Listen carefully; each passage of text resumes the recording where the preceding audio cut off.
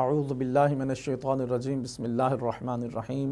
الحمدللہ رب العالمین والصلاة والسلام علی نبینا محمد وآلہ الطیبین الطاہرین المعصومین ولعنۃ اللہ علی اعدائہم اجمعین انا للہ وانا الیہ راجعون۔ قال اللہ الحکیم بسم اللہ الرحمن الرحیم قل جاء الحق وزهق الباطل ان الباطل کان زہوقا۔ روز عاشور ہے، حضرت امام حسین علیہ السلام اپنے خاندان کے ساتھ 3 دن کی بھوک اور پیاس کے ساتھ کربلا میں موجود ہیں۔ چٹیل میدان میں خیمے ہیں اور خیمے نرغہ اعدا میں ہیں۔ خیموں کے اندر حسین کی بہنیں، حسین کا حرم، حسین علیہ السلام کی بیٹیاں اور اہل خاندان موجود ہیں۔ حق و باطل کی معرکہ آرائی ہے اور حق کی یہ فوج مختصر سی حزب اللہ کی صف آرائی ہے۔ باطل کی تعداد بہت زیادہ ہے اور اہل حق اگرچہ کہ بہت کم تعداد میں ہیں، لیکن حق کی سربلندی کے لیے ہر منزل سے گزر جانا چاہتے ہیں۔ حق و باطل کی نبرد آزمائی تو ازل سے جاری ہے اور ہر دور میں اہل حق نے اپنی ذمہ داری کو پورا کیا اور حق کی سربلندی کے لیے کام کیا۔ گزشتہ انبیاء نے بھی حق کے دفاع کے لیے قیام فرمایا اور بہت سی صعوبتیں برداشت کیں، بہت سے مظالم برداشت کیے اور بالآخر کلمہ حق کی سربلندی کے لیے اس دنیا سے رخصت ہوئے۔ اور اللہ رب العزت نے ان کے بعد قرآن کو نازل کیا اور اس قرآن میں ان تمام انبیاء کے قصے ذکر فرما کر قیامت تک کے لیے ان کی اس بہادری اور ان کی اس حق پرستی کی داستانوں کو جاویدان کر دیا۔ مگر ان سب انبیاء کے جہاد، ان کی کوششیں، ان کا قیام، اس کا محاذ ایک تھا اور وہ تھا بت پرستی کے خلاف جہاد۔ لیکن جو سید الانبیاء ہیں، جو خاتم الانبیاء ہیں، جو نبی الانبیاء ہیں، حضرت محمد مصطفیٰ ہیں صلی اللہ علیہ وآلہ وسلم، آپ کا قیام ان انبیاء کے قیام سے بہت مختلف تھا۔ آپ نے بہت سے محاذ پر قیام فرمایا۔ بعثت کے اعلان سے پہلے جو قیام تھا وہ 40 سالہ قیام جہاد اکبر تھا کہ جو انسانی رذائل کے خلاف جہاد تھا، جو نفسانی آلائشوں کے خلاف جہاد تھا، جو انسان کے اندر موجود بری صفات کے خلاف جہاد تھا۔ وہ معاشرہ کہ جو قبل از اسلام زمانہ جاہلیت کا معاشرہ تھا، اس کی مثال دنیا میں کسی معاشرے کے ساتھ نہیں دی جا سکتی۔ یعنی جھوٹ عام تھا، خیانت زوروں پر تھی، بچیوں کو زندہ درگور کرنا، فحاشی، برائی، لڑائی، قتل عام، دھوکہ دہی، غرض کہ کوئی ایسی برائی اور گندگی نہیں ہے جو اس وقت کے انسان کے اندر بدرجہ اتم موجود نہ تھی۔ 40 سال تنہا قیام کیا، جہاد اکبر فرمایا اور اس زمانے میں ایسا کردار پیش کیا، ایسا اسوہ کامل و حسنہ پیش کیا کہ جو سب کی زبان زد عام ہو گیا، اور ہر ایک جو زندگی میں جس کا اوڑھنا بچھونا جھوٹ پر مبنی ہے وہ آپ کو صادق کہتا ہے، اور جو خیانت میں ڈوب چکا ہے، جس کی زندگی کا مطمع نظر ہی خیانتیں ہیں، وہ آپ کو امین کہتا ہے۔ ہر اعتبار سے حضرت محمد مصطفیٰ صلی اللہ علیہ وآلہ وسلم ایک بااعتماد شخصیت بن کے ابھرے، اور ایسا مرحلہ آیا کہ آپ صلی اللہ علیہ وآلہ وسلم اس طرح کامیاب نکلے اس جہاد سے کہ ان کفار کے سامنے کھڑے ہو کے فرمایا کہ اگر میں مصطفیٰ کہوں کہ اس پہاڑ کے پیچھے ایک لشکر آ رہا ہے اور وہ تم پہ حملہ کرنے والا ہے تو آپ کیا کہیں گے؟ تو انہوں نے کہا کہ ہم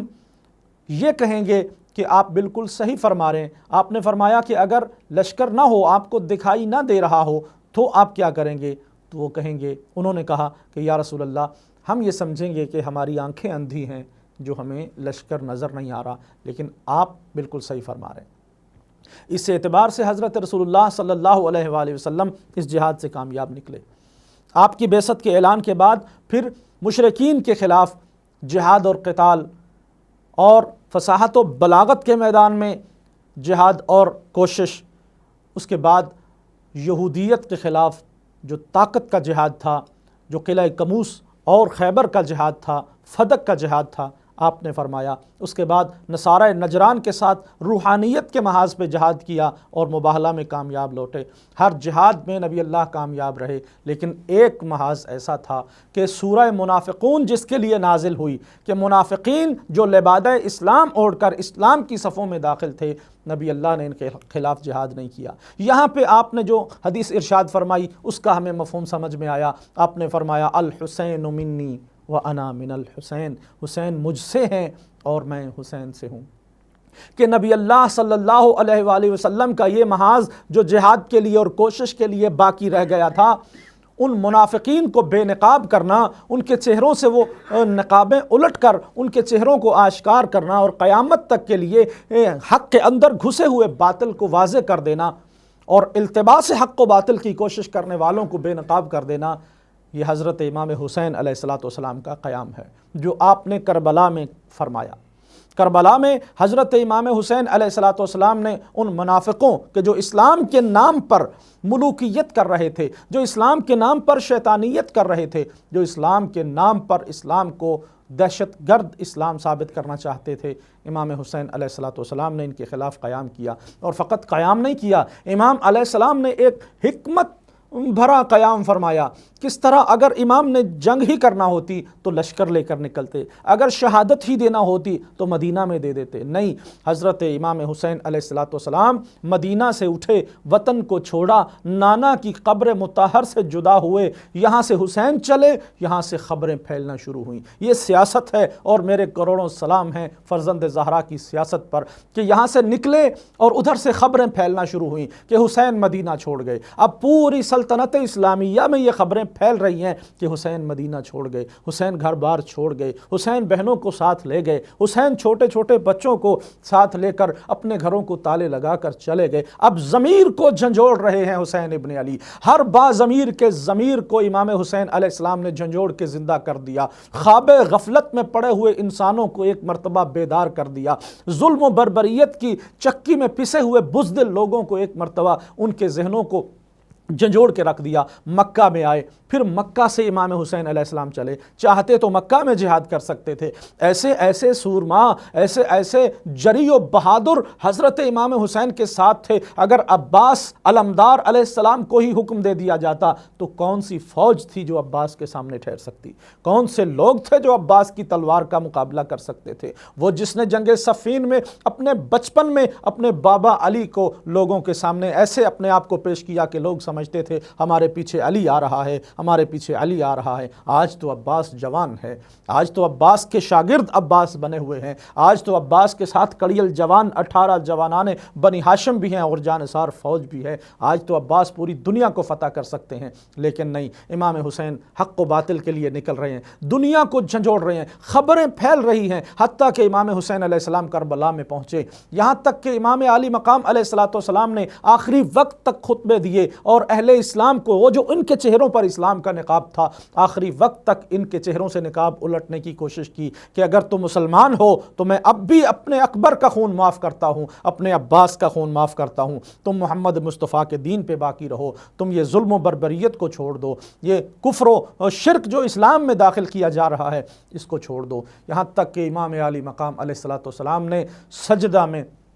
اپنی گردن کو قربان کر دیا، اپنا گلا کٹوا دیا، اپنے بچوں کو ذبح کروا دیا، اپنی ماؤں، اپنی بہنوں اور بیٹیوں کو اسیر کروا دیا، اور شام و کوفہ کے بازاروں میں علی و بطول کی بیٹیاں خطبے دیتی رہیں۔ اور یہ کیا تھا؟ یہ سب کچھ حق کی سربلندی کے لیے تھا، یہ حق کے لیے تھا۔ جب کہ ابن زیاد کے دربار میں اس نے کہا کہ ابھی بھی اللہ نے آپ کو ذلیل کر دیا ہے، نعوذ باللہ ثم نعوذ باللہ، اللہ نے آپ کے بیٹے اور بھائی اور سب کچھ قربان ہو گیا، آپ کا گھر لٹ گیا اور آج آپ قیدی بنی کھڑی ہیں، تو بی بی نے اپنی فتح کا اعلان